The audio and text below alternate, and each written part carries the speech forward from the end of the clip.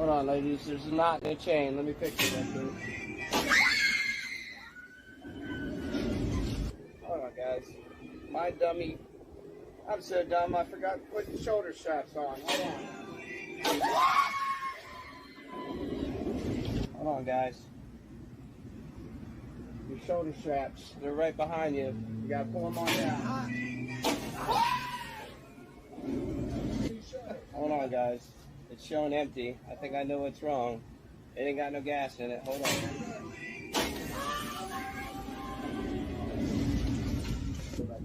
Something wrong with the thingamadoodle. Let me check it out real quick.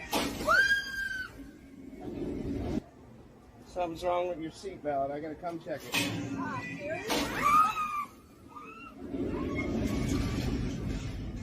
Check safety manual. Hold on, I got that manual over here.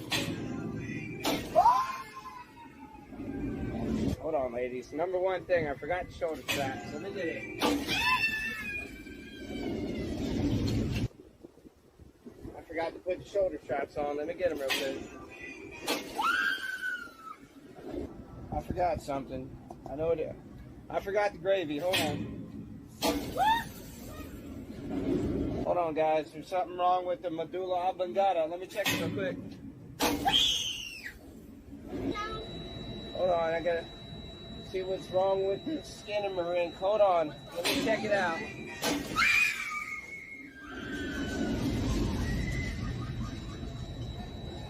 Alright, lady. Something's wrong, lady. Something's wrong with the chain. Gotta check it.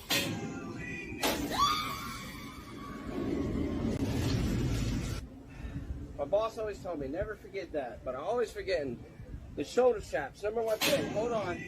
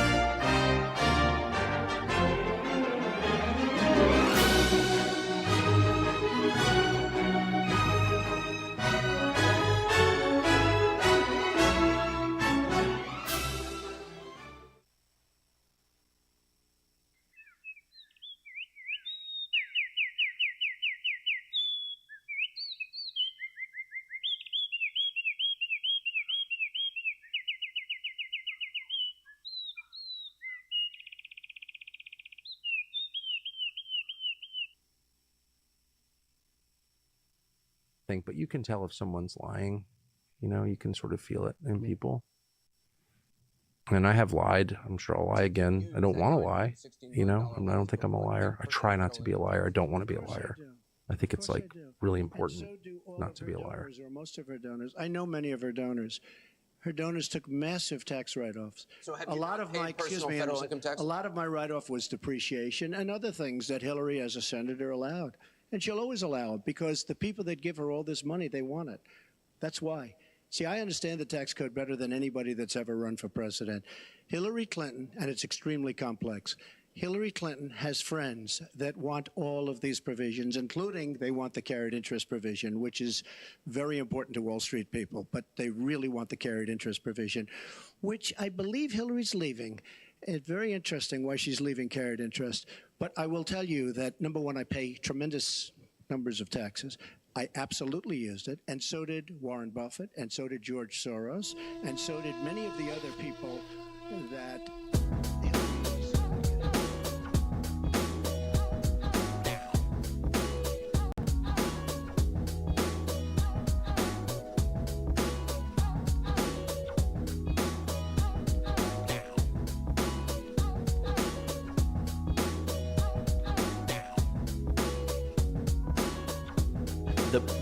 there are no ethics. There are no ethical boundaries to what they will do.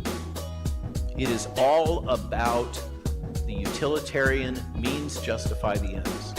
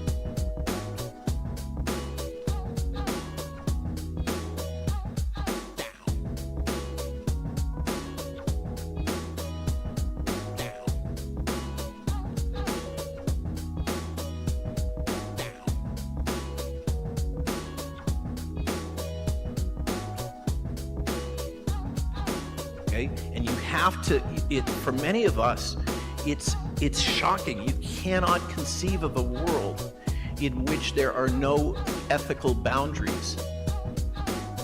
You can't conceive of warfare in which there's no guardrails. There's no consensus about the rules of engagement, but that's what we're in right now.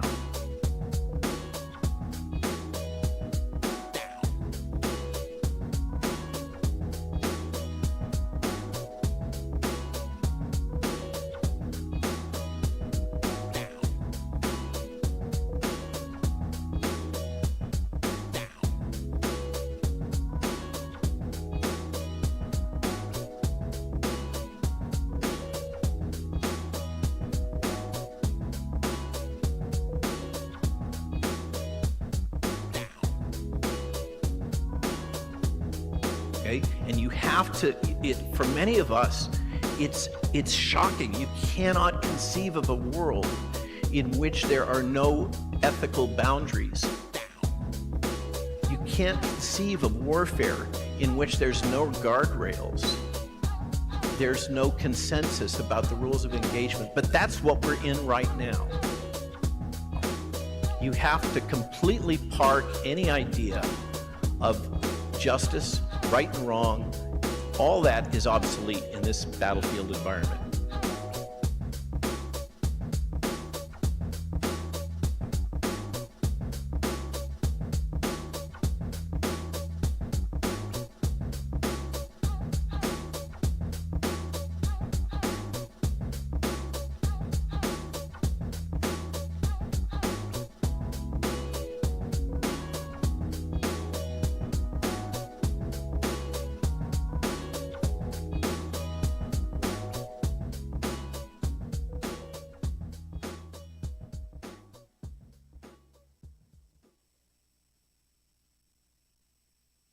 Testing 1 2 test.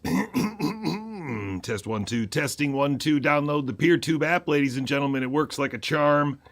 You got to find the little input window where you should put in your stream to or PeerTube platform. Search other platforms, and then when you enter in some words and it can't find it, you can put in the URL. They'll offer you another button. Then you click on that one and put in stream.gigaohm.bio. And Bob's your uncle, ladies and gentlemen, and Bob is your uncle. Welcome to the Independent Bright Web.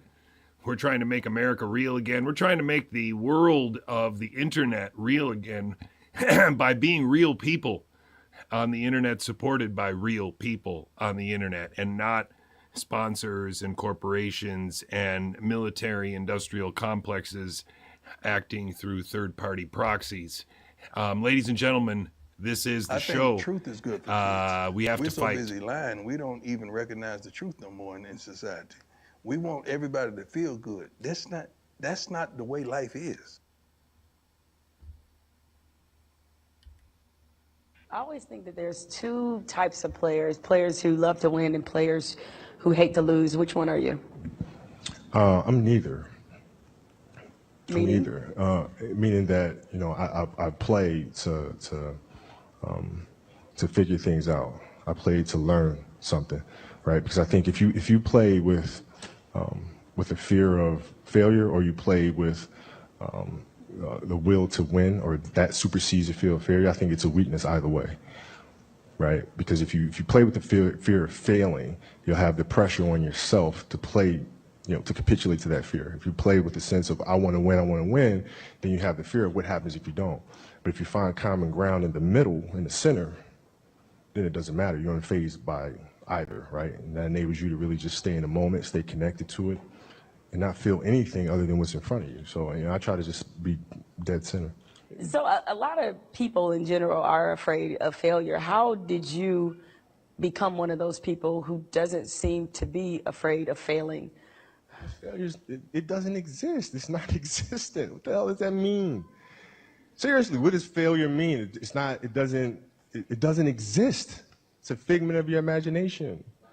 What does it mean? You're pulling a Jedi mind trick on me right now. I was like, does it exist? No, I'm serious. I'm trying to think, like, how can I explain it? So, let's use happy endings, right? And then we can relate this to failure, why it's not existent. Like, you know, everybody talks about, like, everybody wants a happy ending, right? Now let's go to the reality of it, right? Let's look at a fairy tale story. Let's look at Snow White. Mm-hmm. She gets a happy ending. She finds Prince, or whatever. She goes on. She lives happily ever after. Well, I call bullshit on that, because 2 months later, the fact is they had an argument and he's sleeping on the couch. Right? So the point is, the story continues. The story continues. So if you fail on Monday, the only way it's a failure on Monday is if you decide to not progress from that. Right? So to me, that's why failure is not existent. Because, you know, if I fail today, okay, I'm going to learn something from that failure, and I'm going to try again on Tuesday. And I fail, and I'm going to try again on Wednesday. So it doesn't exist. You know what? Should my ratings go in the tank? That's exactly what I'm going to say to the bosses. Hey, it doesn't exist. Yeah, but you know what? We should try it again on Thursday. If your ratings go in the tank, and you know, which they won't, but if they did, you had learned a valuable lesson. You had learned a bunch of ways of how not to make a show that sucks. So then the next one will be better than the last one, right? So are you telling me then, let's just say all the career statistics that you've compiled, they all still exist, you still play for the Lakers, still, and all of that still happens. If you finished your career without a championship, you would not have looked at that as a failure? No, I would have looked at it as being extremely disappointed, because I had a dream and I had goals that I wanted to accomplish, right? And if I don't accomplish those goals, I have to ask myself why, right? So from my position, the reason why I would not have accomplished those things is poor leadership, failure to communicate properly with my teammates to put them in positions to be successful, lack of preparation. You know, all those things would be reasons why I don't win, right? So now, if that was the case, in my career, I have to sit and I have to analyze that. And then as I move and I evolve, you know, post basketball into business or whatever, those same weaknesses are going to reveal themselves there, right? So if I don't learn from that, I'm going to struggle here too, right? So I can take those situations and learn from those and have them, you know, make me a better person later in life. But if I don't take that stuff and apply that someplace else, then that's failing, which to me is the worst possible thing you could ever have, is to stop and to not learn. What time is it? Game time! Boom!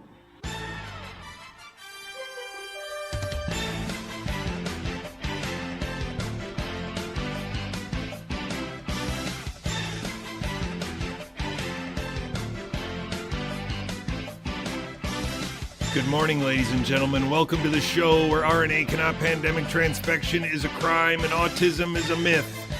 Ladies and gentlemen, this is Gigaohm Biological, a high-resistance, low-noise information brief brought to you by a biologist. I'm coming to you live out of my garage in Pittsburgh, Pennsylvania. The title of the show today is Between Two Phages. We need to get ourselves off of social media so that we can set the proper example for our kids. And we need to have the right arguments. So I really want to start with those right arguments every night, every afternoon. Whenever I do a show, I'm going to try to remind you that autism spectrum disorder is a myth. It's used to make sure that intramuscular injection is never questioned as a methodology, virology is never questioned as a science, and public health is never questioned as a reason. They've done the same thing with the theater around pandemics and gain of function, and if we don't realize that this is all garbage, we're going to be in big trouble. More importantly, our kids aren't going to be able to see through this myth the next time it's brought forward. We need to explain why the cheese is free on social media, why the phones are free from our phone companies. We need to start explaining this stuff, and I think one of the ways to break people out of the spell is to teach them the biology that all these people are ignoring. And that's what we're trying to do here at Gigaohm Biological. I'm really happy you could join me today. Welcome to Monday's show. We are going to try to do a full week this week. I don't really know how well that will go, to tell you the truth. I don't know. But I'm definitely going to try. I know there's a lot of material out there. Whoops, bad transition. I know there's a lot to do. It's really just a question of how to spend our time as wisely as possible. I can tell you that we have to show our children the truth about social media. We need to show them that social media, when they put enough actors on it, is simply a weaponized theater. And America especially needs to stay focused on this, like that eagle is staying focused. If we don't stay focused on the biology in America and try to get our kids off of social media, we will continue to take their bait. And if we continue to take their bait, loving our neighbors will be virtually impossible. That's what I think is happening here. This fifth generation warfare that I speak of is not just on the quote unquote right. It's not just these wacky organizations and these wacky little movements that I have here that were big enough to get a logo or big enough to get a little coverage on social media. No. It's much more malevolent than that. What we are dealing with is a fake health freedom trap. And it is a trap that people who voted for Donald Trump, people that thought Robert F. Kennedy Jr. might be a good guy or Peter McCullough might be a good guy, they fell for something much bigger than just Peter McCullough, much bigger than Donald Trump, or much bigger than Robert F. Kennedy Jr. And in fact, all of the people who've fallen into the health freedom movement trap would be happy to look in the mirror and say, well, I don't believe in all of the people in the health freedom movement. Obviously, some of the people in the health freedom movement aren't to be trusted. Even the least of which, most people can admit that Alex Jones is a bit of a hothead. But that's the point, ladies and gentlemen. That is the point. The health freedom movement was always a trap. It was always a trap. And that's the crazy part. Ladies and gentlemen, as a trap, hello, my name is JJCouey. This is Gigaohm Biological, a high-resistance, low-noise information brief brought to you by a biologist. The fact of the matter is, if it was always a trap, then they never had anything to offer us. Then the whole idea of vaccines cause autism, the whole idea that adjuvants can do things, the idea that there's a chronic disease epidemic in children and they have an answer for it or they have the explanation, has always been a trap. And now you need to expand your time horizon a little bit and try to think why. Why would they have put this trap there? Why would they have spent so much time and energy setting Robert F. Kennedy Jr. up for where he is now, setting Donald Trump up for where he is now, putting all these people in place so that the pandemic would go as it did? Why would they have done that? And what are they going to gain from it for 10 years or for 20 years? If you think of it like a military operation with a longer time horizon and a longer expectation of outcome control, then you can start to see where we might be and why all these people that purport to be saving us from something are just rehashing a nonsense limited spectrum debate about a system that's largely controlled by blackmail. Can you imagine the scenario where somebody told you that that aircraft carrier and everything that happens on it is controlled by a combination of blackmail, drugs, and people with guns to their head? Can you imagine somebody trying to explain the workings of an aircraft carrier over a 24-hour period as being largely governed by people with guns to their heads, people that are being blackmailed by pictures and videos of them, and people that are willing to do it because they're either getting paid or they get drugs for free? Can you imagine a scenario where we would try to explain the workings of an aircraft carrier like that? Because right now, social media has convinced us that our governments all around the world operate exactly like that. And that is absolutely absurd. And we've come to believe that because over the last 6 years, we have assumed, just past the memory point, there we go. We have assumed that we can tweet or Facebook post or signal chat our way to changing the script of the Star Trek episode we're watching. You know, where Robert F. Kennedy Jr. and Donald Trump are on stage and they're running the spaceship, where Laura Loomer's over there in the corner yelling and screaming, and then the rest of the cast reacts to her. And we feel a part of it because somebody tweets something that seems to be related to us, or we get a few thumbs up, or we got a DM message with a smiley face from Peter McCullough on Instagram. So, oh my gosh, I feel so important. Social media has completely bamboozled us into believing we mean anything, have any contact with anyone. We have never been more alone in our lives. And the illusion of the urgency, the illusion of the mystery and the intrigue has all been created for us. And because we have participated in this choose your own adventure that's based on our phones, it's much more engaging than any even theater movie could be, even with the most gripping special effects. Because it appears as though we're interacting with it, but we're not. These people are on internet, on the social media specifically to create that illusion. And if we don't see through it as adults and start to show our kids how it can be used against them, then the kids will grow up believing that social media is a pretty good substitute for a global town square where everybody gets equal whatever. And so we are making an effort right now to break that mold. I'm going to swing over to the other side here. We are trying to make a break from this mold. And breaking from that mold means trying to build our own decentralized, federated social media. That means that I'm paying for my own server. That means that I have a good friend that helps me maintain it and update it and make sure that it's running how it should be run, that the storage is paid for, that we have enough of that. And I'm learning along the way. But it's not something that if I can do it, that means a lot of people can do it, because there's a lot more clever people on the internet than me.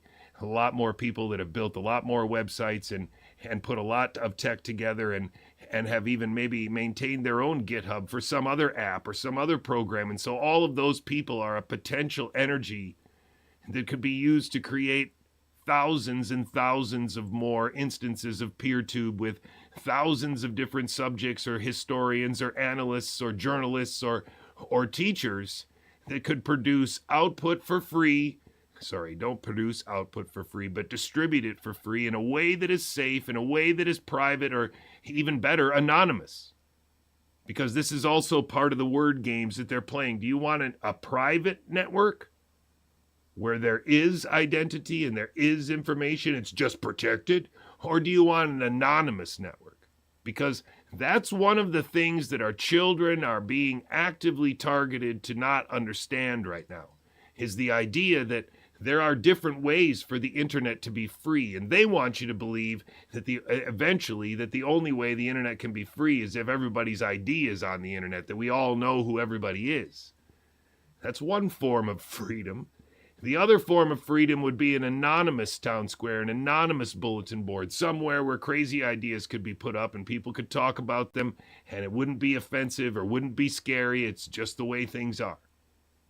Yes, there are gray areas. Yes, there are things we have to do there. But keep in mind that this is the game they're playing. I'm not saying I've got an easy answer for it. I'm just telling you that they are going to play a game. And the main game is that they want you to believe that there's a coin. And if you accept the coin, then the coin has two sides and it's also got an edge. And most of these myths are kind of like that. Nobody argues about whether there is even a coin. They accept the existence of the coin. They accept both sides of the coin. And they even accept that the edge is there. And you will see a lot of this stuff that we're dealing with, lab leak or natural virus, Republican or Democrat. It's all kind of the same thing. And the thinner the coin is, the more effective it is. And so this is for all the marbles. This is for the children of Earth. This is for our children's minds and for their sovereignty. And so it is without a doubt, I am sure, without a doubt, I am putting, and my whole family is risking everything to try and spread this word. I said it to my wife on the dog walk today.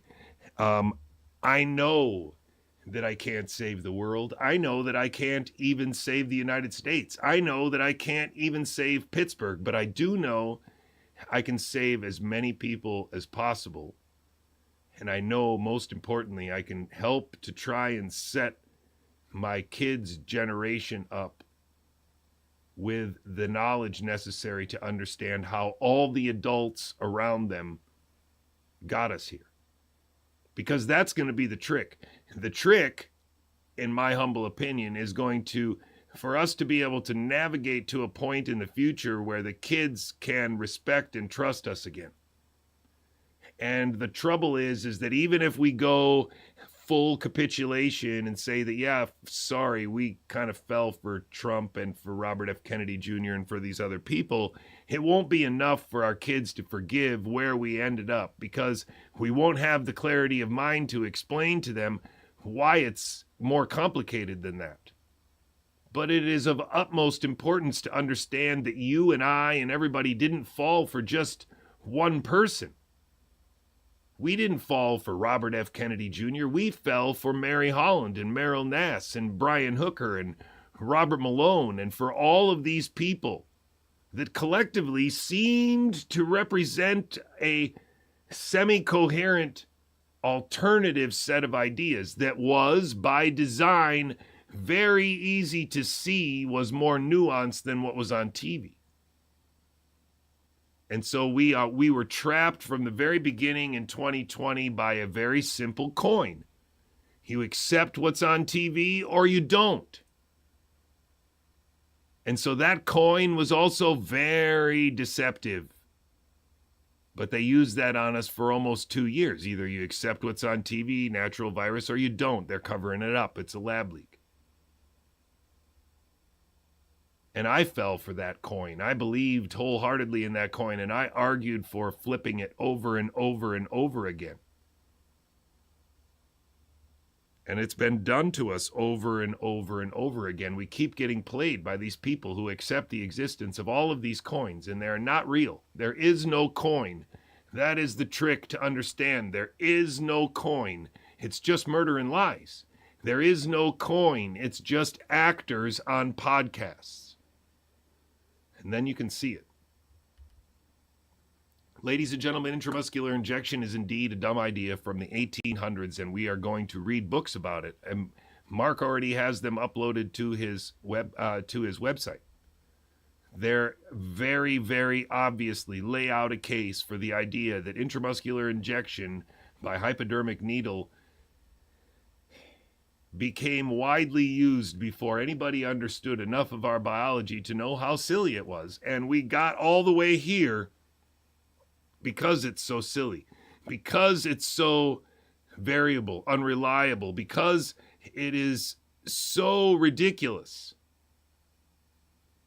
Transfection of healthy humans was a crime, and today that's one of the focuses of the show, because again, remember, the way that they avoid actually saying anything of report for you and your family is to never tell you that it was, and always has been, old technology that has been recycled in a semantic sort of way by calling them gene therapies and all, this technology that had never been widely used before. Stop lying! Which everybody says has not been widely used before, and they're still saying it, but the problem is that's wrong. Stop lying! It has been widely used for 20 years on every academic bench in almost every biological discipline on Earth.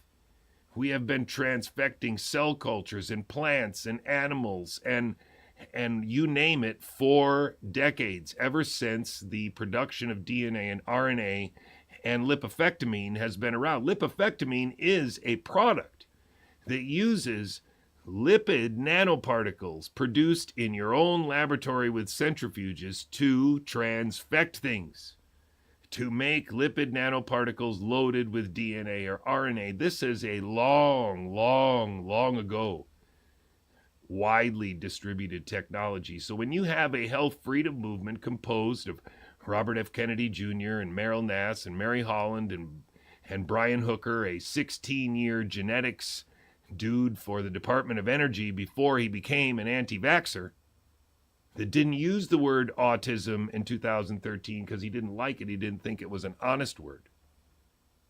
These are the people who have brought us all the way to 2025 without bothering to tell you that this is an old technology that, you know, people like Brian Hooker were using on his bench when he used to be a laboratory scientist for the Department of Energy for 16 years, transforming and transfecting plants for them to produce proteins for medicine.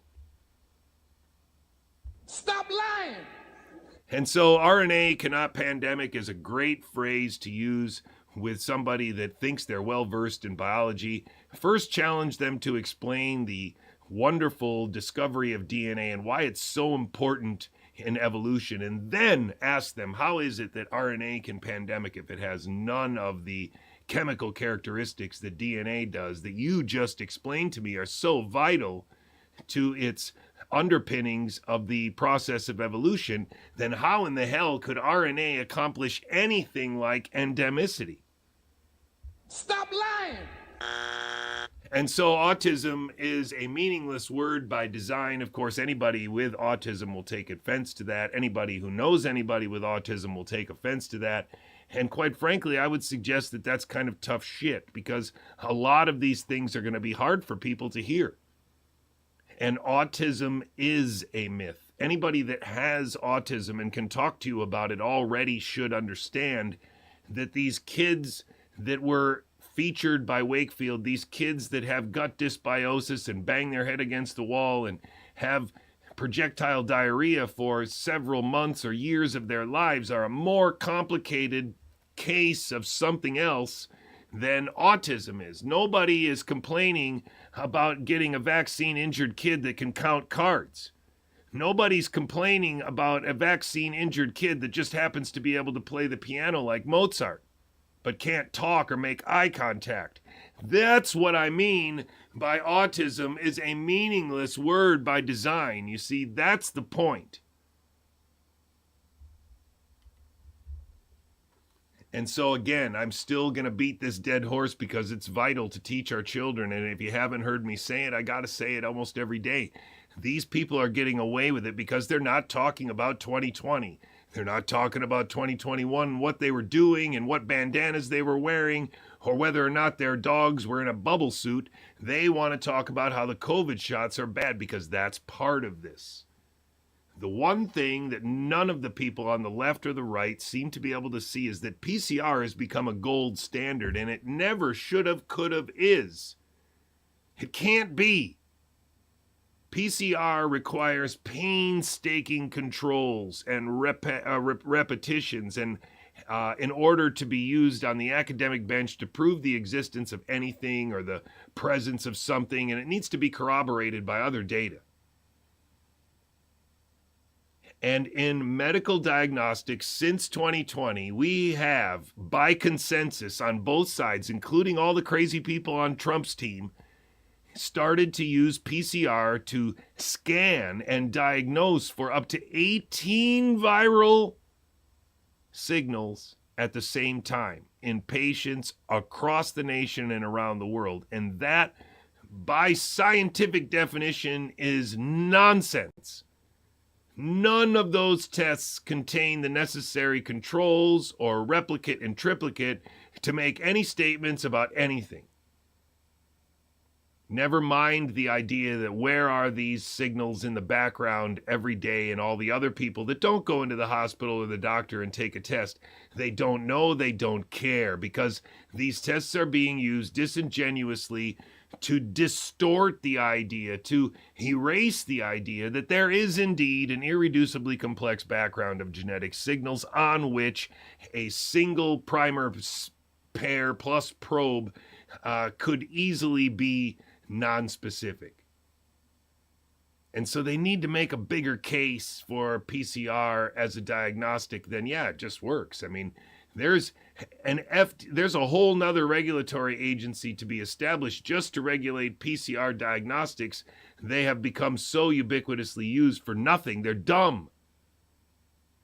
And they're being used as if they are a hammer and a nail, or, you know, a Torx wrench, or Allen keys, you know, like really fine wee-haw tools. No, they're not. They're not at all. I don't know if that's a good tool thing or not, just the one that came to mind. And so this is perhaps the most heartbreaking part. Anyone on either side, nobody will talk about this. This right here, which you can see in this 2001 graph of the population pyramid with men on this side and females on that side with ages going up, is a population pyramid wherein built in is this large families after World War II.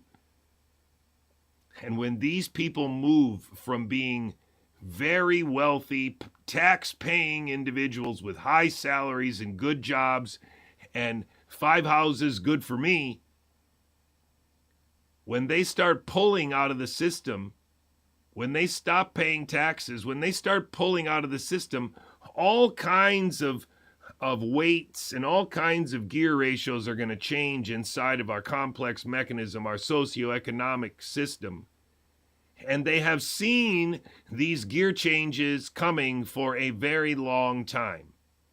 And in fact, I am arguing that they have been putting people in place, narratives and ideas in place in mainstream media and in movies so that they would have the necessary ideas in mind, you know, like depopulation and that kind of stuff, so that people would never realize that actually behind this anticipated rise in all-cause mortality was the results of a successful campaign which convinced people like my brother not to have any kids, which convinced a lot of people not to have more than 2, maybe only have 1.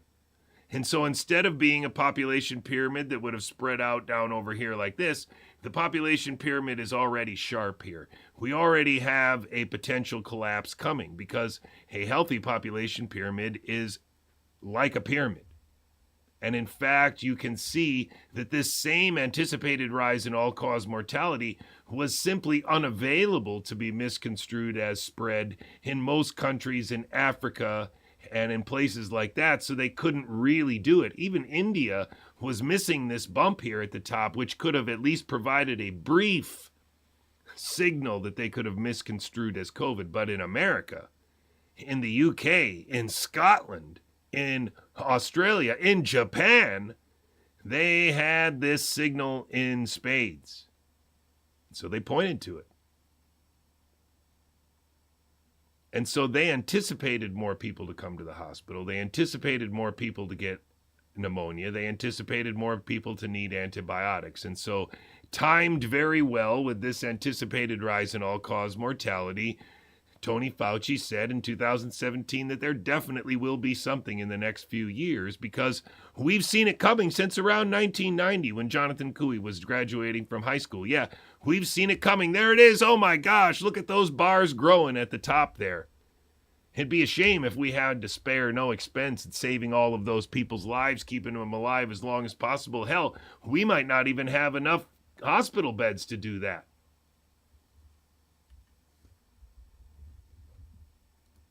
And so an anticipated rise in all-cause mortality was sculpted using murder and lies, manslaughter and lies, just lies that caused other people to kill people without knowing it or die without knowing it. Pitch it however you want to. This guy was part of fooling us. This guy remains actively part of fooling us. He is a scripted national security actor because we are being run by a false two-party theater. And I think my friend Mark is right. Even if you think that this is just a one-party theater, you still believe that there's some super overarching authority that's controlling everything, and you stand no chance. Maybe you think it's the bankers or something like that. This is not going to get us out, because that means that nobody stands up. That means nobody takes responsibility. That means nobody takes action, and we need people to take action. And I don't mean take up arms. I mean take up action. Teach our children the truth. Teach our teachers the truth. Teach our neighbors the truth. And so anybody that has risen into Clearview on both sides, and Clearview is trademarked here because I'm trying to make money off of it, although I don't know how. Our need to know basis scripted actors. Obviously, I'm joking here. This Trump shooting was fake. The only question is, how much did Trump know beforehand? The only question is, when they tell America that this is likely true, what will happen to America? What will happen to America if we end up getting into an argument about how much did Trump know about the staged shooting? What would happen to America if we found out that the second shooter that was somewhere on his golf course was staged and they never even addressed Butler, PA again? What would happen to America if Robert F. Kennedy Jr. was demonstrated definitively to be a scripted fraud who doesn't know what he's talking about? What would happen to the American public? What would happen to America in general? American communities if Donald Trump was 100% discredited? Because that is potentially where we're going with Tulsi Gabbard at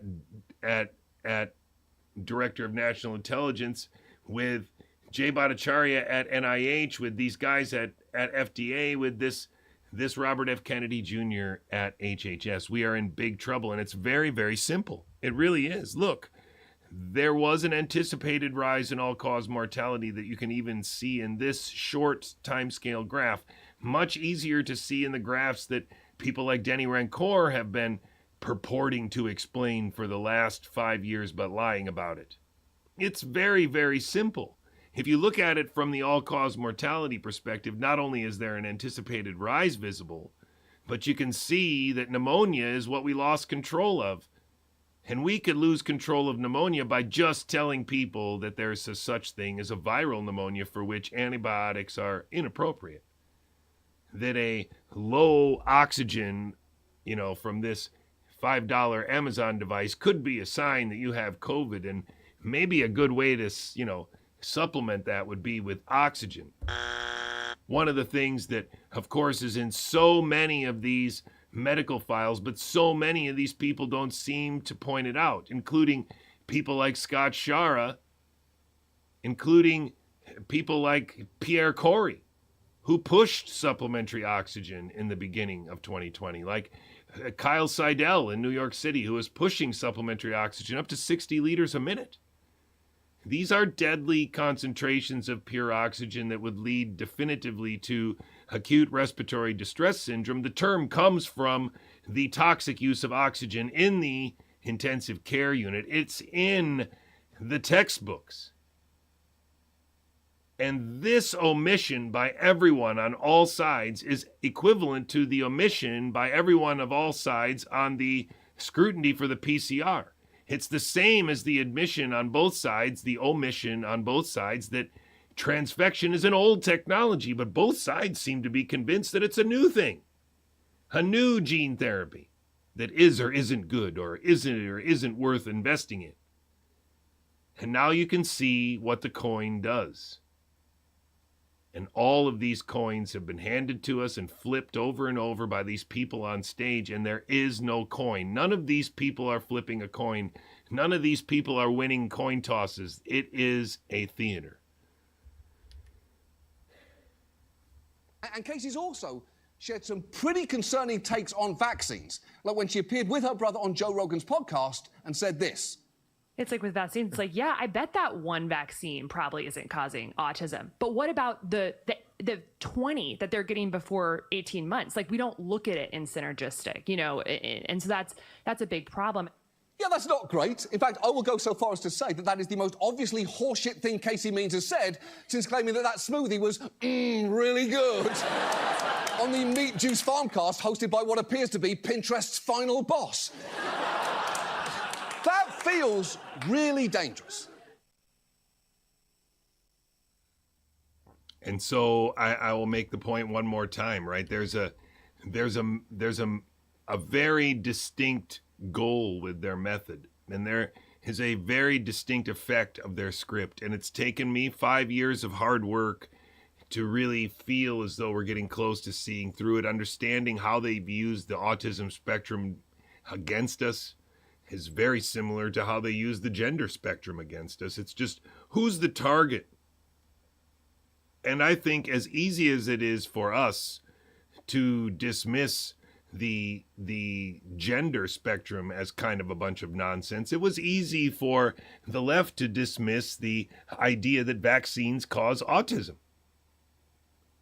And even if both of those dismissals are a bit short through the corner or a bit too simple to be intelligent, it is the enticing nature of their simplicity that made them very easy to fall for, especially because there are people on the internet and on mainstream media that are scripted to agree that these are the formulations of the questions that matter most, instead of, for example, intramuscular injection. Maybe is the problem. Instead, we talk about vaccines, which is one of the most aspecific, inaccurate, broad terms in use today. It's a bit like a word like vehicle or tool.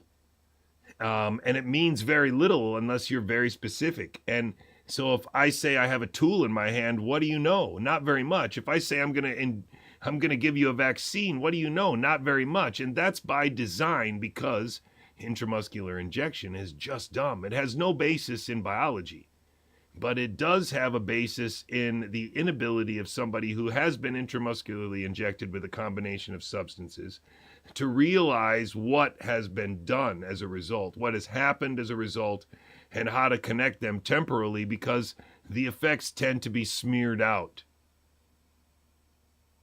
It's the best place to inject something into someone that you don't want to know the side effects of.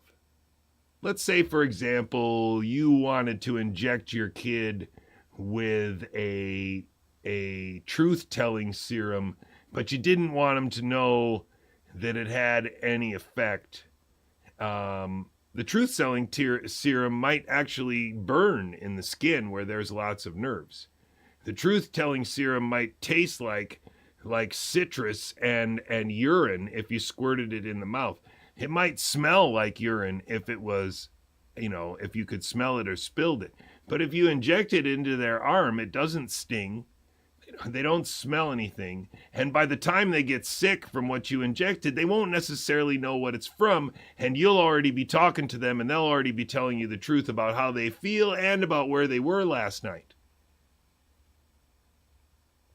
It's really about intramuscular injection being dumb. If you understand why that inconvenient truth might require Tony Fauci and Paul Offit and Mary Holland and Meryl Nass and Robert Malone and Brian Hooker and all these people to be there while they got their act together, while they were able to organize a sort of mythology and a theater that would get us to give up our sovereignty willingly.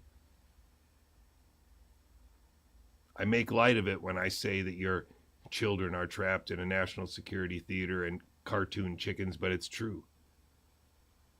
You can think of it like the ball in Indiana Jones coming running down the ramp of the cave, but it's not funny. That's what they did to us. You can think of it as the guy on that ride in the beginning of the show. By going on social media and saying it might be a lab leak, this might be a bioweapon, that's the same thing as saying, oh man, my boss always tells me to put those shoulder straps on. Hold on 1 second. And so don't think for 1 second that that's not what was going on. Just the same, they're taking advantage of the fact there was two sides of a coin. Either you believe what's on TV or you don't. Either you think it's a lab leak or you don't. It's a natural virus. The coin doesn't exist, but once you start running, that's all you've got. It's really, really awful. And so I do think this is vital. I do think these slides are vital. I do think that the way to fight this is to be able to say it succinctly. They are hiding that intramuscular injection is a dumb idea. They are hiding that virology is nothing but transfection and transformation in cell culture. And they are hiding the fact that public health doesn't have that much to offer us now that we have clean water and soap, and we have good food and good hygiene and a good supply chain and this kind of thing. Yes, we need to improve what we put in our guts. Yes, you got to stop eating fast food. Yes, you got to stop eating things out of boxes and bags. Yes, you need to get outside more, but there are some truths that are more important than that. And as Mark Kulak has said, a lot of times it's just about priority. And if they can get you to put your priorities in the wrong place and think that most of the aircraft carriers controlled by a combination of blackmail, drugs, and payment, then you're never really going to understand.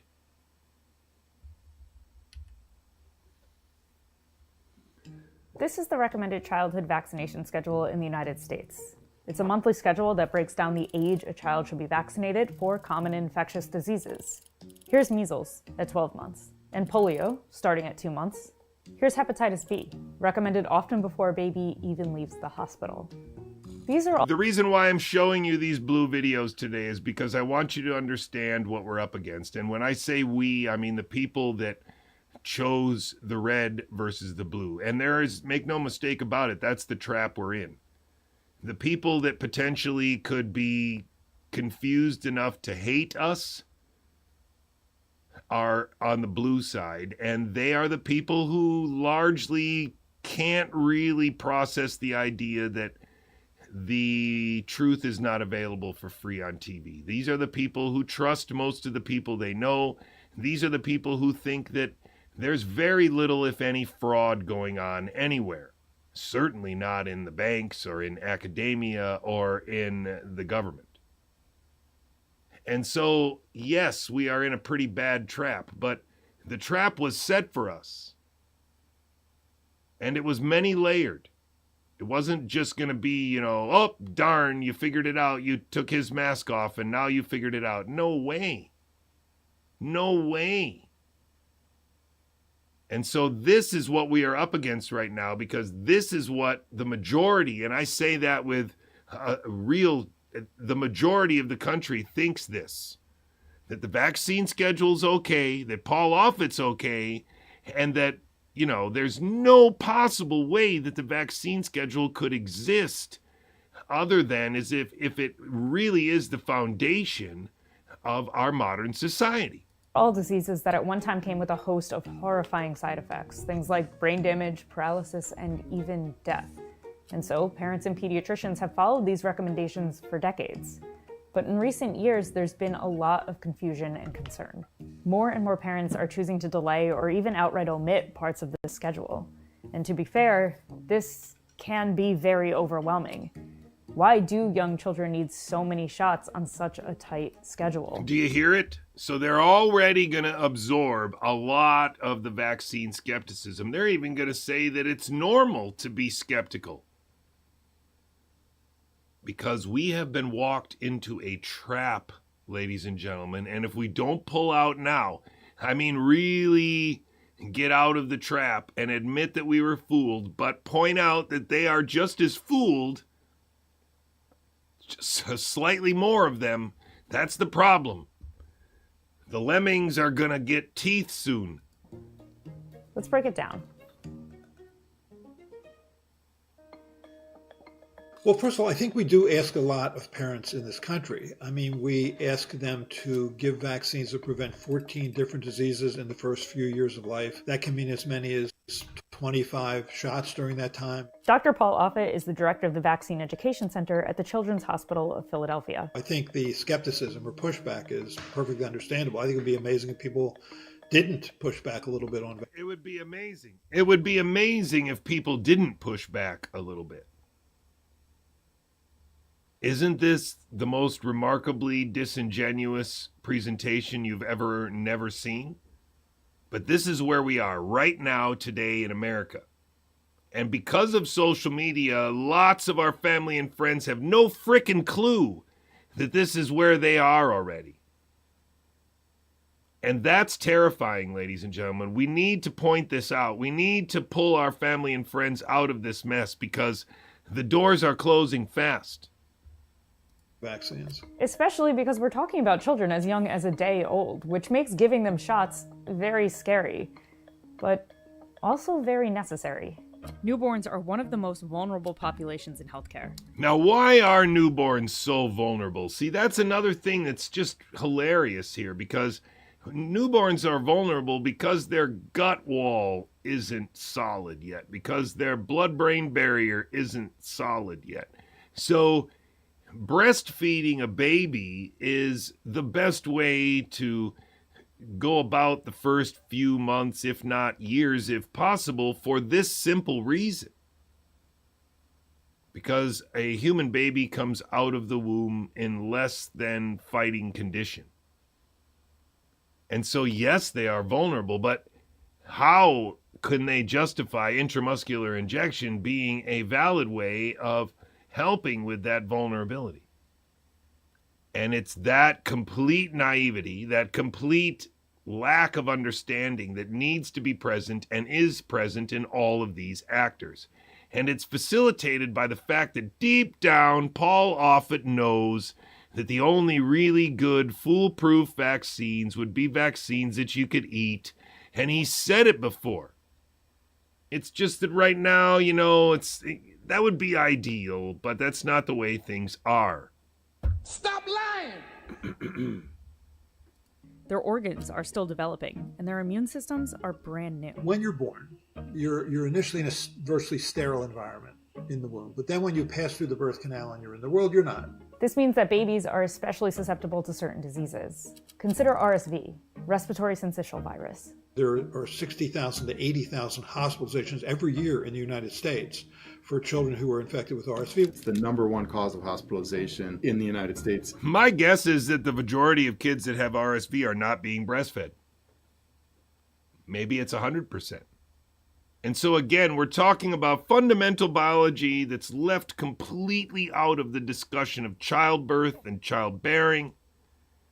Fundamental things just left out.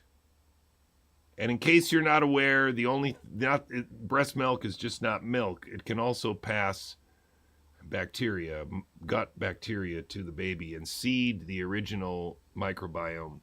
Yes, sir. In under 1-year-olds. Researchers have been working on a vaccine for this virus since the 60s. In 2023, it was added to the schedule for infants. And of course, as Catherine Organic in the chat has pointed out, there are antibodies which are passed with the breast milk. And many of those antibodies are aspecific antibodies for a wide range of different, let's say, motifs in nature that everybody has antibodies to, that are supplemented by the breastfeeding. So again, here we are, not really saying part of the reason why this can exist, part of the reason why the justification for it does exist, is because of this inversion or erasure of a lot of what was considered fundamental biology.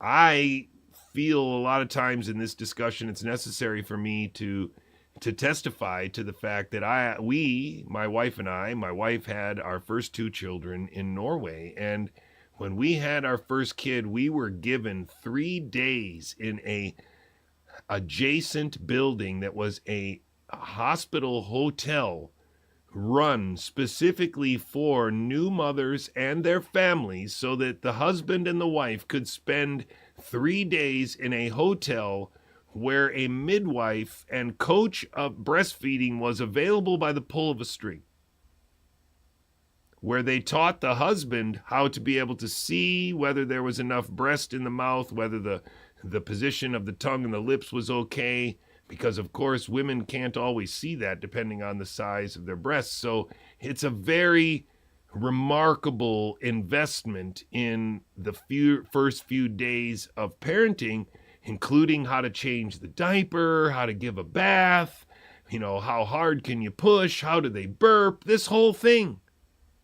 Can you imagine if you didn't have this? Just think about how breathtakingly amazing it would have been to have it.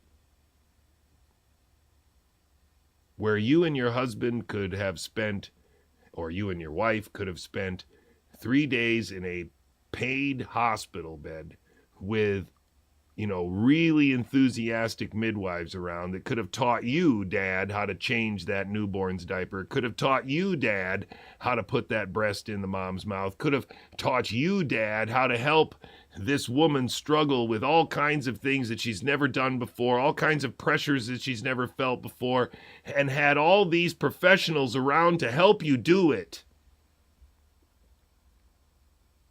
And in America, we have this. And I don't think that explanation is exaggerating at all. That's a pretty good approximation to the difference between having a baby in Norway, where they don't talk to you about shots. They talk to you about breastfeeding.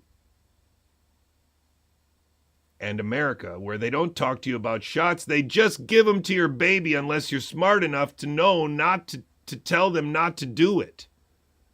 Nobody asked us if Freddie should get a Hep B shot and a vitamin K shot. They were doing it when I said, "What are you doing?"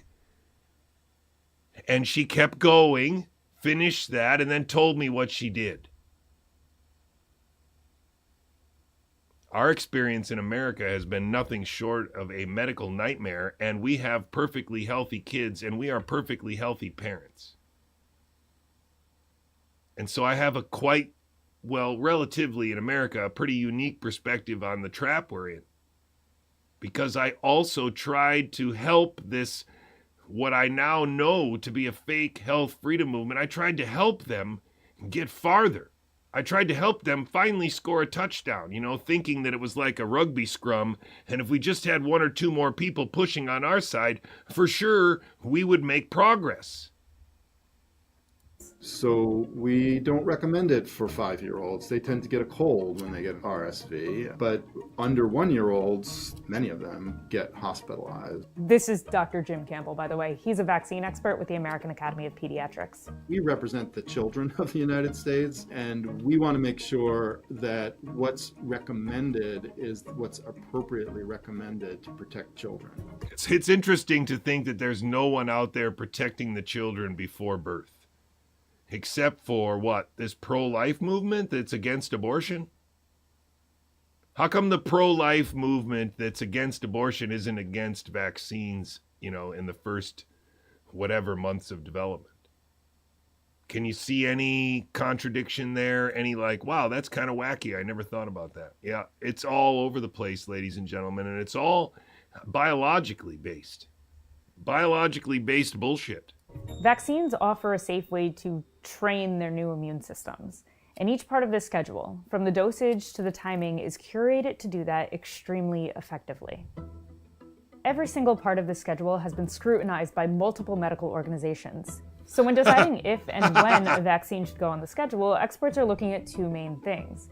One is the disease burden, which is basically the impact of the illness on society. What we call the epidemiology. When do you see those diseases? And when would it be reasonable to give vaccines based on timing of the disease? So you want to make sure the child is fully immune by the time they are most likely to get these infections. And 2 is the immune system itself. When can it launch the best response? For example, babies are born with some temporary measles antibodies from their mom. If a vaccine is given too early, those maternal antibodies could prevent the baby from developing their own. In short, the vaccine doesn't work. While it's safe to give the measles vaccine earlier, experts have found the optimal time to give it in the US is between 12 and 15 months, then again before a child enters kindergarten. And this method has been found to be 97% effective at preventing measles. This method has been shown to be 97% effective with a range of 67 to 100%. And again, this is a script reading person who doesn't understand the endeavor of biology nearly well enough to say the things that she's saying with the certainty with which she's saying, you know, like extremely effective.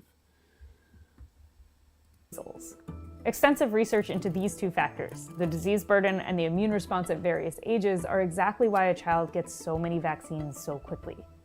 But this has a lot of parents asking, couldn't all these shots overwhelm a child's very new immune system? That's the biggest concern by far. There is no way to quote, overwhelm your immune system. Our immune systems, even the very new ones, are incredible. So overwhelming the immune system is kind of a straw man, although, you know, I don't know how to, some of those concepts don't really make that much sense to me, so I don't use them very often, but it's kind of a false argument. It's suggesting that there is a immune system to teach. It suggests that they are able to teach it. And then it suggests that the only question is there a limit on what it can learn? And then the answer is no, there isn't.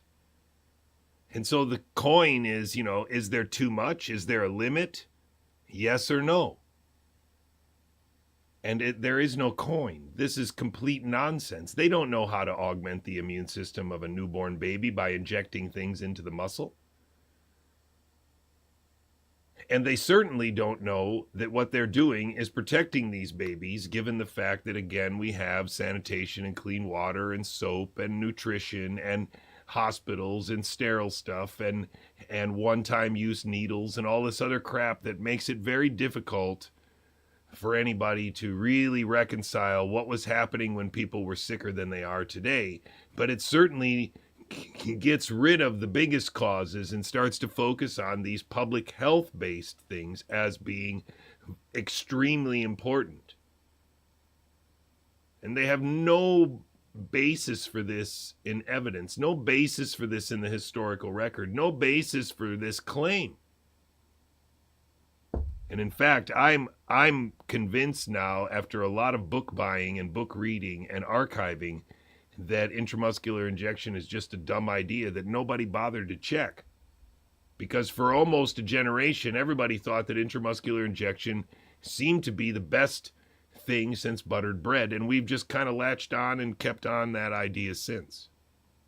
Maybe some of the people that are behind it understand that, but a lot of people don't, because that's how lemmings work. This is how lemmings are sustained in the running direction that they're running, by just more lemmings on social media.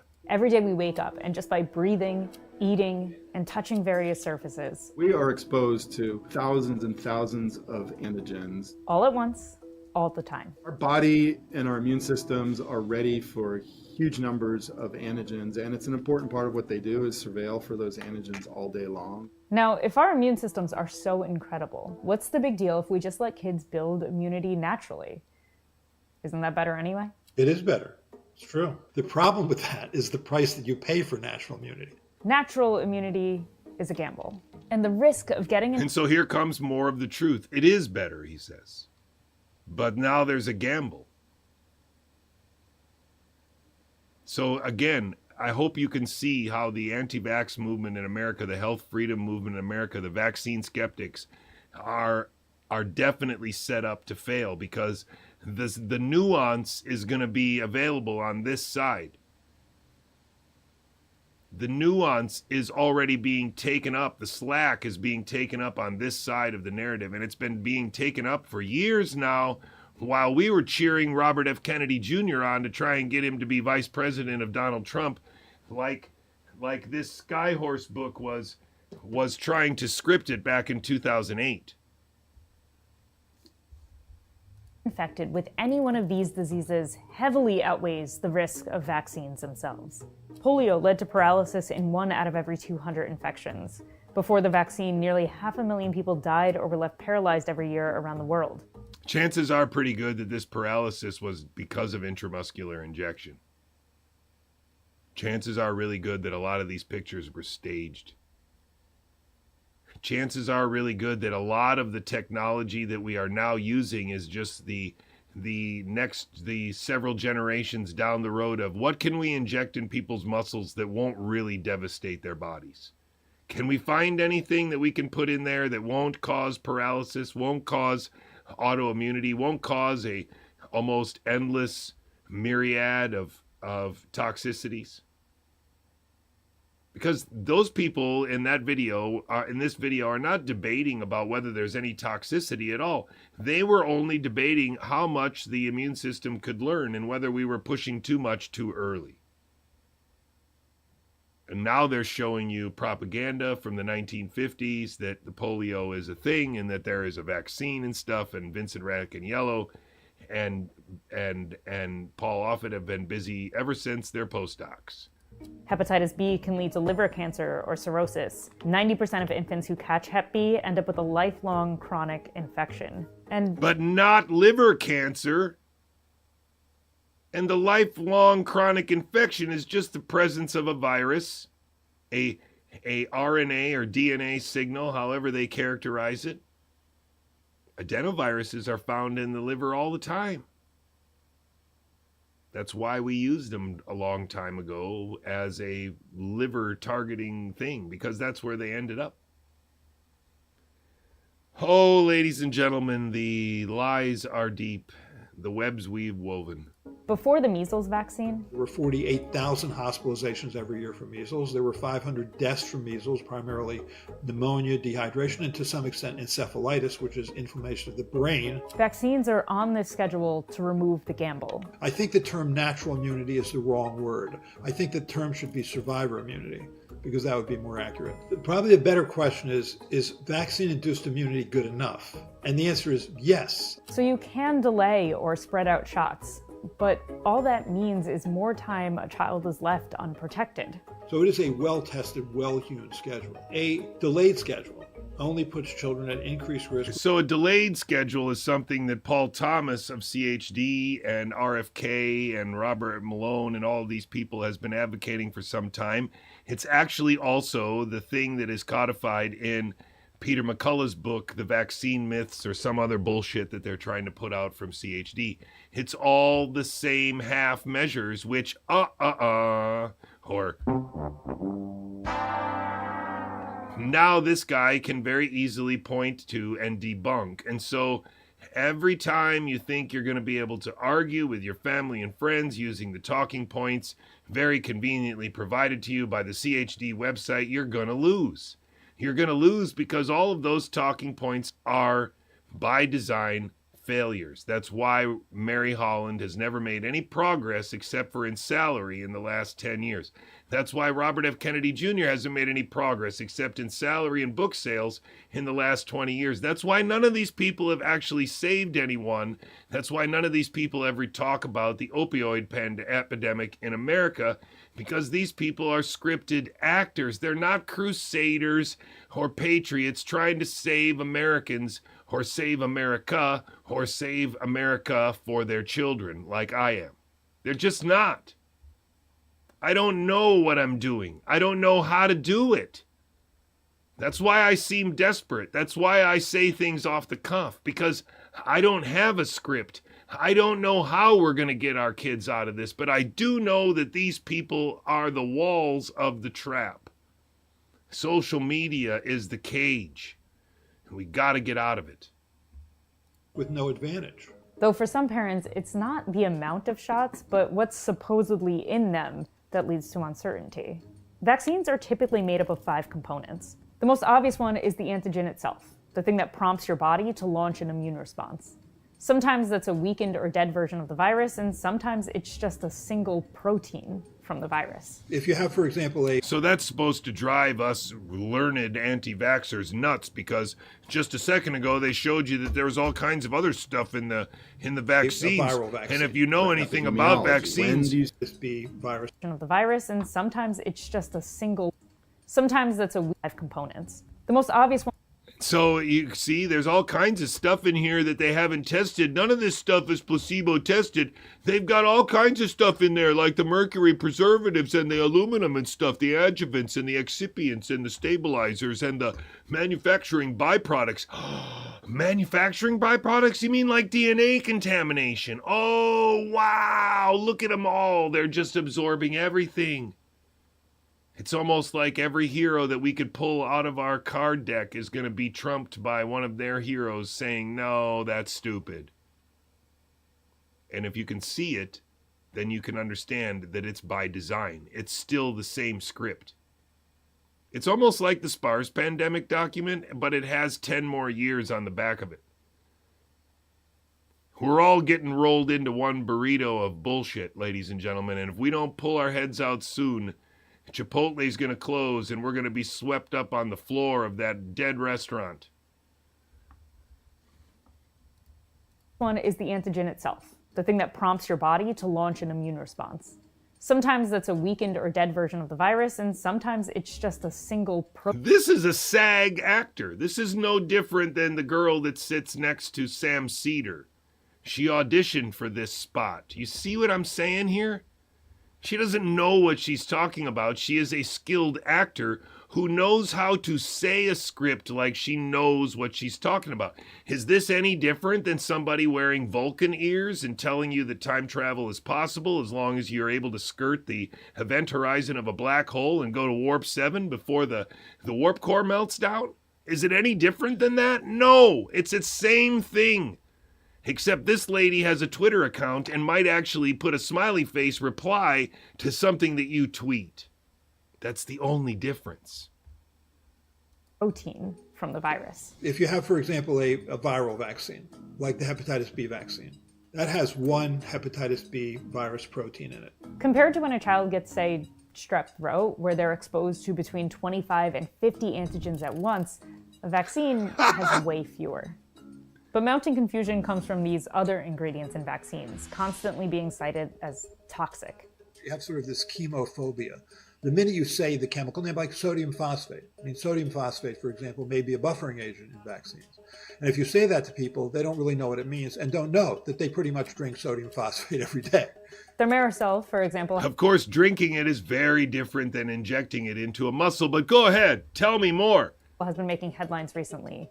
It's a preservative that's been used in all types of products since the 1930s, and it contains ethyl mercury, which sounds terrifying. But one, thimerosal was removed from all childhood vaccines in 2001. And two, extensive research into this has proven it's safe. You saw studies where children who got this thimerosal-containing vaccine, that they didn't change your blood level of mercury because it was a trivial. You know, Catherine Organic, just to make sure you know, I think it was you who just said that. Who said it? Where is it? I just saw it. Oh yeah, Catherine Organic just said it. The last tweet there, or the last chat there.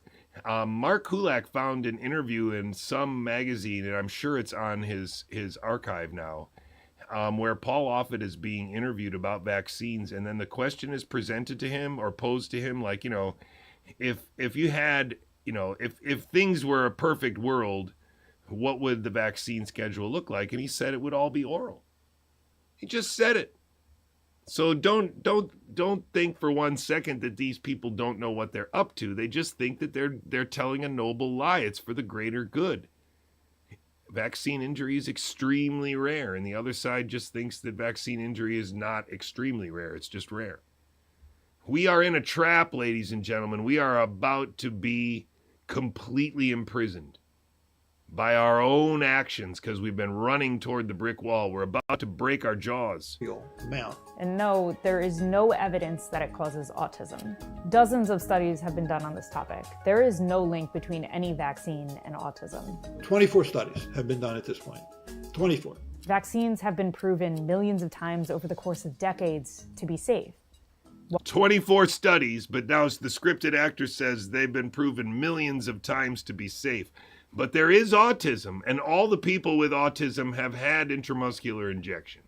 The problem is that autism spectrum disorder is a mythology that has roped in all kinds of unrelated diagnostic conditions, diagnosed conditions, sets of symptoms under some meaningless umbrella to exactly prevent you from seeing that intramuscular injection's just a dumb idea that is so temporally disconnected from most of the toxicities that result from it that no one has ever realized that it's just a dumb idea from the late 1800s we should have stopped doing when we stopped using morphine like we were using then. All the diseases they aim to protect us from are not. In 2025, the US recorded the most measles cases in 30 years. 3 people have died. Outbreaks like this are directly related to dropping vaccination rates. When immunization rates start to fade, measles comes back. It's a highly contagious disease, and for that reason, it needs a very high rate of immunity, community immunity, herd immunity. Maybe you've seen this chart before. It's the number of measles infections dating back to the 1950s. This is where the vaccine was introduced. Here's a similar chart for polio and HIV, a virus that causes meningitis. If we can continue to reduce the burden of disease for children through safe and effective vaccines, it's still a passion of ours to continue to find those. Now remember, those graphs that they showed at the end are basically the graphs that Suzanne Humphries supposedly uses to dunk on the polio vaccine. Stop lying!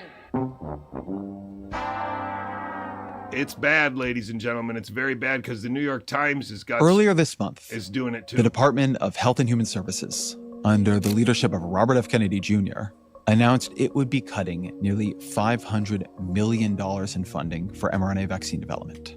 Experts say the announcement was riddled with false and misleading claims about the proven effectiveness of the vaccines. HHS has determined that mRNA technology poses more risk than benefits for these respiratory viruses. And it's not just mRNA vaccines. The Trump budget proposal cuts more than $33 billion from Health and Human Services. Includes cutting nearly 40%, I'm going to say that again, 40% of federal funding allocated to the National Cancer Institute. That's nearly $3 billion. His cuts to scientific funding and grants and institutions broadly have thrown just a huge amount of possibly life-saving research into chaos.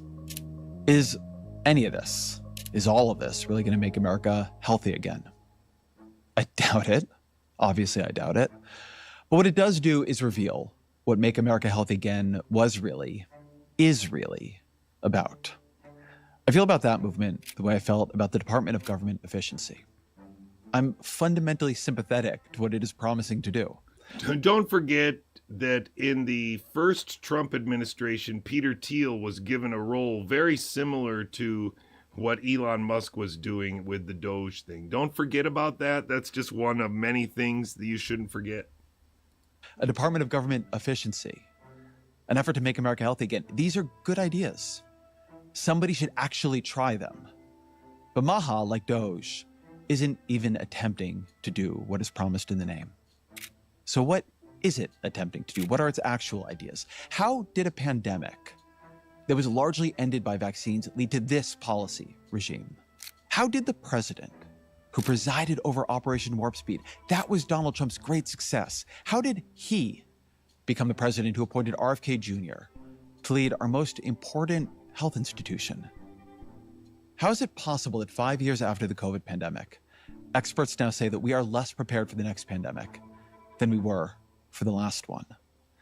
My colleague David Wellswells has done incredible reporting. Okay, I got to go to the pandemic in the sort of. I got to go to the basketball court. So suffice it to say that if we listened to this, you would be shocked to hear how on narrative they are. It's a natural virus. It's definitely not a lab leak. Blah blah blah blah blah. Everything that you would imagine they would say about the COVID narrative, they say, and they say it perfectly. Times.com. They say it really perfectly. It's just remarkable how sure they are that what the TV told them is true. David Wellswells, welcome to the show. Thanks for having me. Great to be here. So, David, I want to start with you. There's a quote from Michael Lewis, the writer, where he says, "The problem with pandemics is that people want to forget them." So we're 4+ years on from COVID's onset. What have we forgotten? I would say the biggest thing is the death. 1.5 million Americans died, 30 million people globally, tens of millions hospitalized, probably some number in the millions who are disabled by experience with COVID. And we now look back on the experience focused on all of these secondary questions, whether we closed schools too long, whether we masked toddlers, exactly what kind of sterilizing immunity vaccines could deliver. And those are all important questions. You see how scripted I was? I was saying things like telling my viewers what sterilizing immunity was and how it could or couldn't be achieved.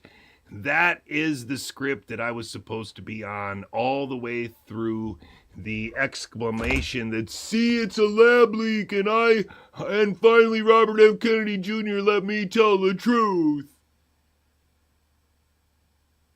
That's where I'd be if I wouldn't have snapped myself out of it, if I wouldn't have kept reading, if I wouldn't have kept buying books on eBay, if I wouldn't have kept asking, do I really know what I think I know? I would have never gotten this far. If all these people that have supported my family wouldn't have gotten their checkbook out and sent something, I wouldn't have gotten this far. But I am farther than almost anyone else has ever gotten, because I think I can actually explain how America has been set up to fail, how American politics has been inverted and distorted to the point where we will eat ourselves alive if we do not pull our heads out. The left has bamboozled exactly as much as the right has been bamboozled, but the way the trap is going to work is that the left is going to be dropped on the right, and together both will be annihilated. And the left will come screaming down on top of us with their feet first, thinking that they're going to land safely on us, when in reality they are as part of the same controlled demolition that we are. It's just that they are on top, and from their point of view, it looks like they are at least in the better position than we are. It's very bad, ladies and gentlemen. I want to show you how bad it is. Should be asking them in any good. Let me cut to then mRNA. Okay, sure. Because I was a guy who did not want the COVID vaccine, but I do want research on mRNA. Sure. I don't think that that's crazy stuff. Right. In fact, when the next one comes along, I may want to be first online for it. Right. So I'm not. So he's not on our team. And in fact, this script was predicted by me 3 years ago. And I said Bill Maher would be one of the people that would do it. And it's exactly as I suspected, that they're using this Huberman clown, this poser of a biologist, a poser of a neuroscientist who does not have an active lab anymore, just like Sam Harris doesn't have an active lab anymore. So you should call yourself a former neuroscientist, just like I call myself a recovering academic. These people are frauds, and they are on a national security script because America is being undermined on both sides, so that our populace will never unite around a common vision of our future for our kids, but will unite around a common vision of why our country is so shit. But it'll be one vision on one side and one vision on the other, and two groups of people fighting, thinking that they're patriots. That's what we've been set up for. And if we can wake ourselves up, and we can wake our neighbors up, and we can explain what happened to us, we can explain that we didn't fall for Donald Trump, we didn't fall for Robert F. Kennedy Jr., we fell for a whole theater that included Bill Maher and included Huberman and Rogan and all these people, that it's very easy to say that you dismiss them, just like it's very easy to say that you could always see through Alex Jones, or you could always see through Laura Loomer. It doesn't matter. You chose a side. And if you chose a side, you're in the trap. If you chose a side, you're about to fight with the people in the trap, because that's part of the design of it. listen to these malevolent, scripted national security actors who don't know what they're talking about, but definitely are committed to the script. Maybe next time, maybe on the next pandemic, I'll be the first in line for the next generation. That's exactly what they are scripted to say. I'm down with, I like Bobby too, but I'm not down with him. Hey, sure. I don't think that that's crazy stuff. Right. In fact, when the next one comes along, I may want to be first online for it. Right. So I'm not down with, I like Bobby too, but I'm not down with him cutting that shit. Yeah, so mRNA is in every single one of our cells. DNA, RNA protein is kind of like the pathway. So mRNA itself is not bad. And the messaging around mRNA vaccines has led people to believe that anything that carries the letters mRNA is bad. We are all here, and we would not be here were it not for mRNA.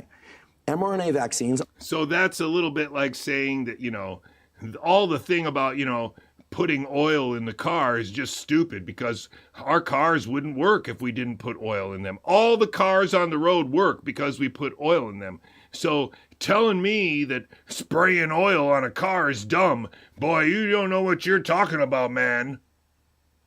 That's like saying that, you know, computer code is computer code. Computers run on computer code. So computer code can't be bad. We wouldn't have computers without computer code. Stop lying! Stop lying! It's already bullshit. And of course it's going to get much worse because the impurity of the RNA versus the purity of the RNA, right? Because we're making a pure quantity of mRNA, of RNA that would never exist in nature, but it's not a pure quantity. It's got all kinds of fragments of mRNA shit that get produced by this industrial process. And it's an analog because it's been chemically altered to be N1-methyl pseudouridine, which is not a natural base like pseudouridine is. It's not a natural mRNA like any of these things could potentially, I guess, be made of regular mRNA. We just put it in places it doesn't belong and see what happens. No. He's got so little accuracy here that he's actually making the people that are listening to him simply dumber. Because his nice, you know, banter and presentation and discussion with this other scripted jackass makes it seem like this guy's got our best interests in mind. He just wants us to understand. And since he's a Stanford biologist, we should just trust him. I mean, are a relatively new technology.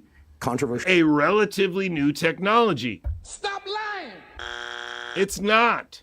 It's old technology that is beyond the expiration date, beyond the limited applications have been used almost to exhaustion on the academic bench. This man is a fraud. Because of their implementation during the COVID pandemic.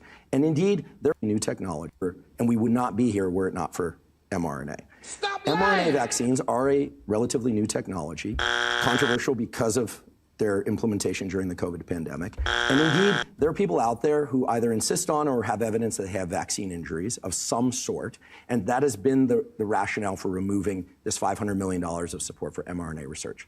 I'm gonna get some hate, I might get some love, doesn't really matter to me. What is important for me to say is that there is incredible work on non-COVID related mRNA vaccines related to cancer. And non-COVID related mRNA vaccines for cancer can work in a person who's already going to die. It can work as a limited form of understanding how to augment the immune system to a particular target and eliminate it. It can work. But those people don't turn back to their old selves. They don't live to be 110. They're not success stories except insofar as they were going to die acutely.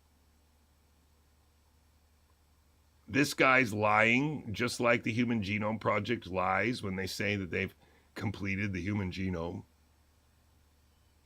He's lying like they say when they, you know, they have the full sequence of the virus that they found in the wild, and, you know, that he's lying. He doesn't even understand what he's lying about because he's only a scripted actor. And because he's one of these people that, you know, if you give him a book, he can learn it. and give him another book, he can learn it. He can follow a script, and he can improvise even if the script is really big, or, he can jump around in it. He's a really bright guy. But what he is a script reader. He's not going to be able to tell you that, hey, man, the Romulans, they're the same as the Vulcans. He's never going to say that because it's not in the script. Just like he's never going to say, these are old technologies. Transfection is something that people have been using on the academic bench for years in mice and monkeys. And so to roll it out and call it a vaccine is just ridiculous. It's disingenuous. We already had a name for it. And by the way, vaccine is a dumb word anyway, because it doesn't mean much if vaccines can be injected and inhaled and subcutaneous and intramuscular. Then what is a vaccine other than a tool or a vehicle, And so this semantic game is being played by experts trained in the art.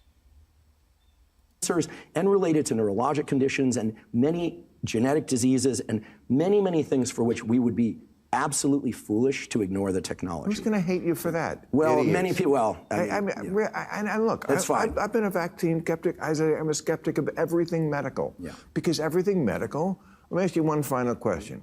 How much do you think we know? Like if you had 100%, is everything we could possibly know about medicine and how the body works? Mm-hmm. My difference with a lot of people is they think we're at 90%. Oh, I think we're at 20. I think we're at 10 at best. 10. And I'll give you a different answer. See how stupid it is? We made them say this. There is no doubt in my mind that these two monkeys have been scripted to say this, because now they're going to go on to explain why that 10% that we do know is enough to justify all the certainty and bravado that we show. Bravado, excuse me. Right? All the certainty, all the arrogance that we demonstrate is all based on the idea that 10% is apparently more than enough. It's more than enough for him to call himself a neuroscientist, more than enough for him to start a podcast and tell everybody about everything that he knows, because we know at least 10% of all the knowledge out there. Come on, guys. And I'm not trying to undercut the the careers and trust in my friends who are physicians and scientists. I'm a scientist. I'm still tenured at Stanford, and I love science. I love medicine, and I believe in certain medications and supplements and nutrition and behaviors. I do think all of it's important. That hedging was fantastic. I got to play it again. It's so funny. What a good friend of mine who's a chair of neurosurgery. What a clown. Perhaps, and supplements and nutrition, and cut the the careers and trust in my friends who are physicians and scientists. I'm a scientist. I'm still tenured at Stanford, and I love science. I love medicine, and I believe in certain medications and supplements and nutrition. I mean, he's tenured at Stanford, but he doesn't even have a freaking lab anymore. How can you explain that? How can he be on this different track of tenured professor where he gets to go on Bill Maher and be a podcast guy? Because we are being governed by podcast actors. That's why. And behaviors, I do think all of it's important. A good friend of mine who's a chair of neurosurgery, perhaps one of the greatest neurosurgeons ever to live, I asked him, I said, what percentage of the information in medical school textbooks in the United States and elsewhere is inaccurate, is just false, and we know it? And he said, at least half, given the new information. And then a good friend of mine said to him in the same conversation, what do you think the impact of that is on human health and the treatment of disease, et cetera? And he said, incalculable. We are still in our infancy of understanding. That is not to say we haven't made great discoveries. Right. And I should say, it's not to say that the NIH is a failure, and elsewhere, is inaccurate, is just false, and we know it. And he said, at least half, given the new information. And then a good friend of mine said to him in the same conversation, what do you think the impact of that is on human health and the treatment of disease, et cetera? And he said, incalculable. We are still in our infancy of understanding. That is not to say we haven't made great discoveries. And I should. So isn't it interesting that despite this statement, we are supposed to believe that there aren't fundamental ridiculous things about the way that we do things? We've got most of the big things right, but, all the subtle details are in the last 90%. It's not possible that we're doing something, I don't know, like, putting a quart of oil over the top of the engine just to make sure that everything runs fine. Extra oil can't hurt. That's what he sounds like. He sounds like a mechanic that is pretty sure about 10% of the stuff in the car, and so he's pretty confident that he can fix it. It's pretty confident that not a lot's... Oh, wait. No, I'm sorry. It's incalculable how much damage that's doing to your car. But I'm going to go ahead and pour that oil on top of the engine anyway. I'm going to go ahead and put some sugar in the gas tank because maybe the gas needs to be a little sweeter. You know what? I think I'm going to go ahead and put the Armor All, squirt it right in the injector because who knows what will happen. Maybe I need some WD-40 in places that it's missing. This is the kind of bullshit, two-sided... That's ridiculous what he's saying. It's ridiculous that he thinks that with just 10%, which of course is a gross overestimate of what we know about our irreducibly complex biology, but it's enough to proceed. It's enough to push forward. It's enough to insist. That's how you can see that it's a scripted actor, because his script doesn't make sense and he's reading it anyway.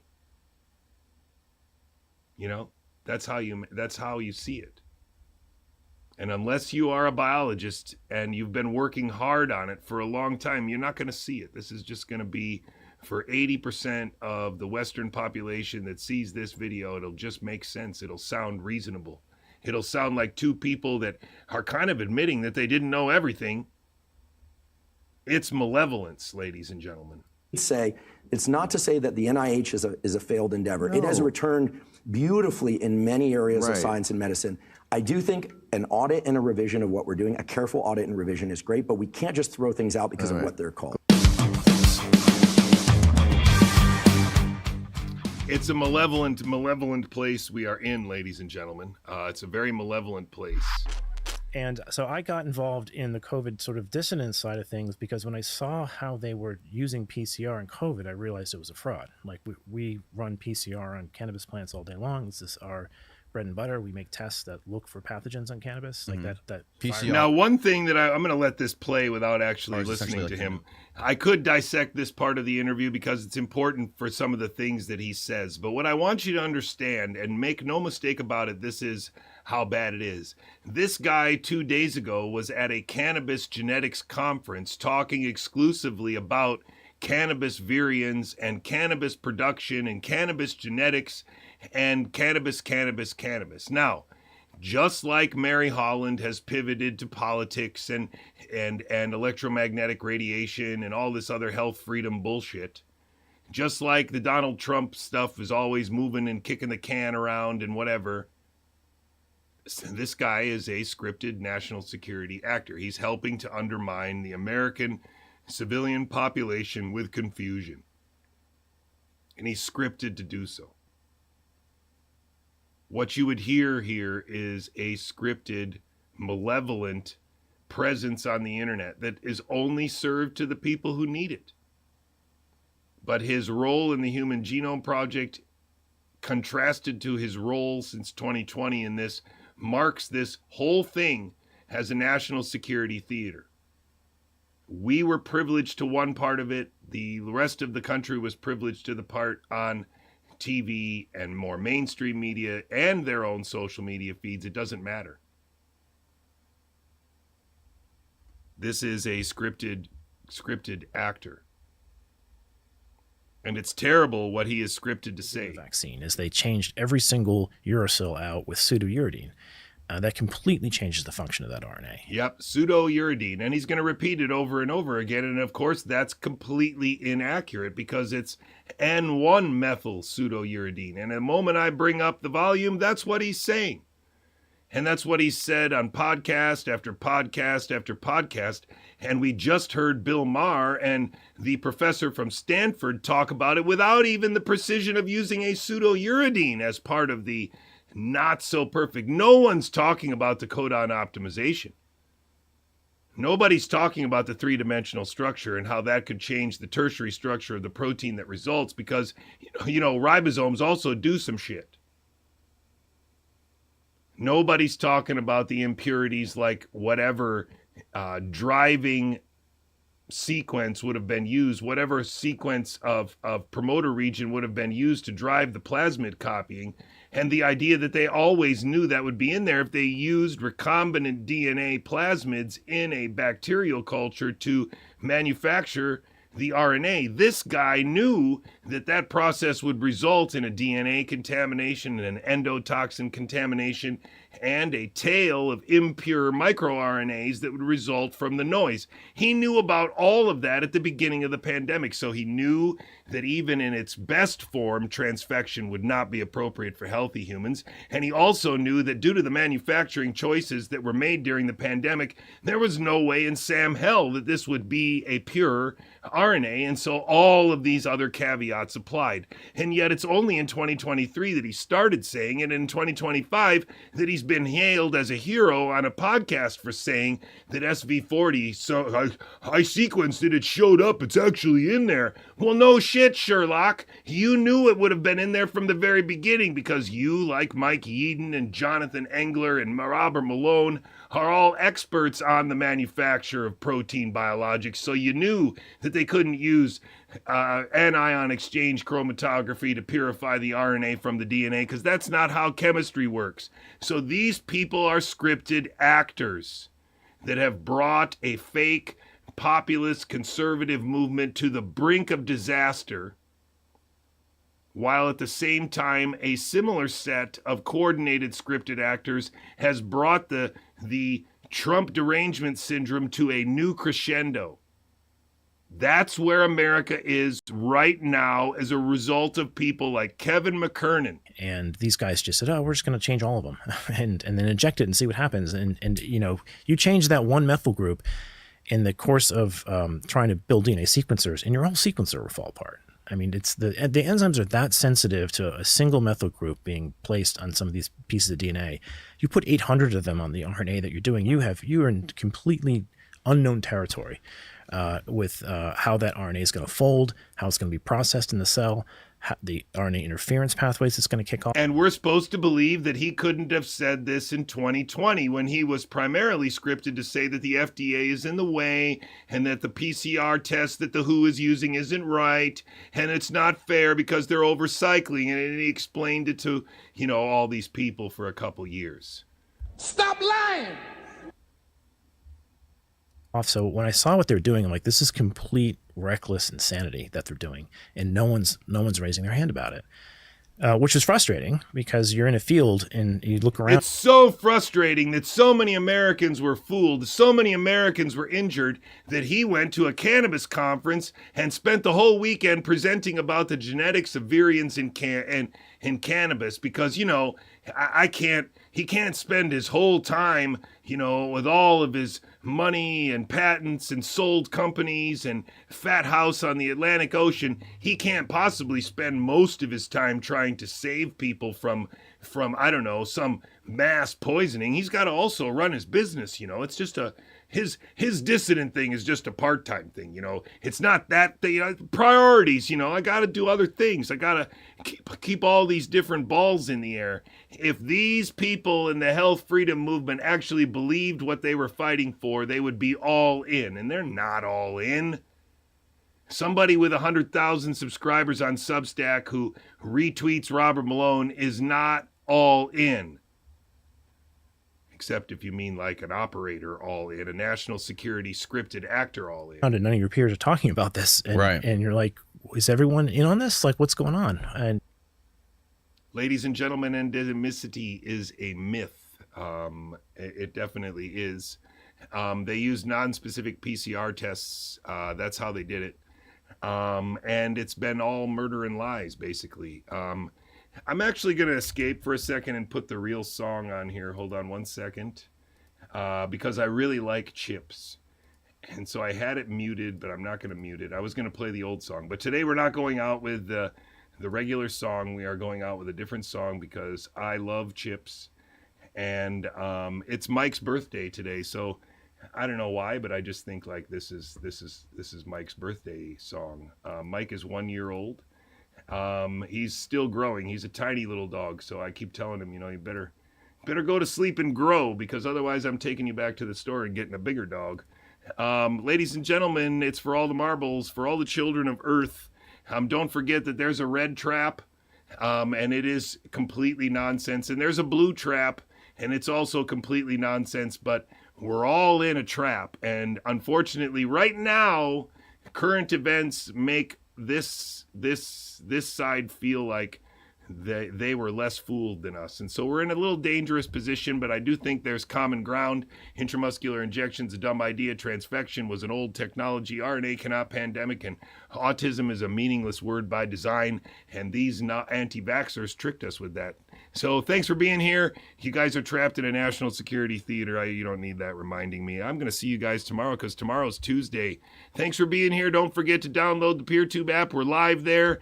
If you look and try to put in the URL, you won't be able to do it until you are given a button. So look for other platforms and then put in stream.gigaohm.bio, and then it will say it can't find the platform.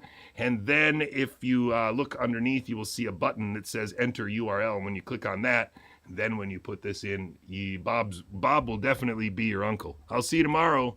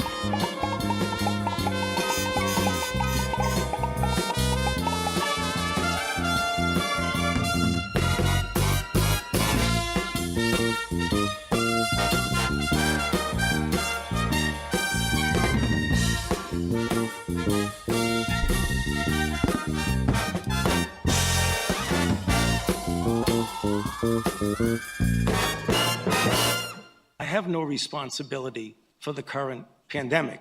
Stop lying!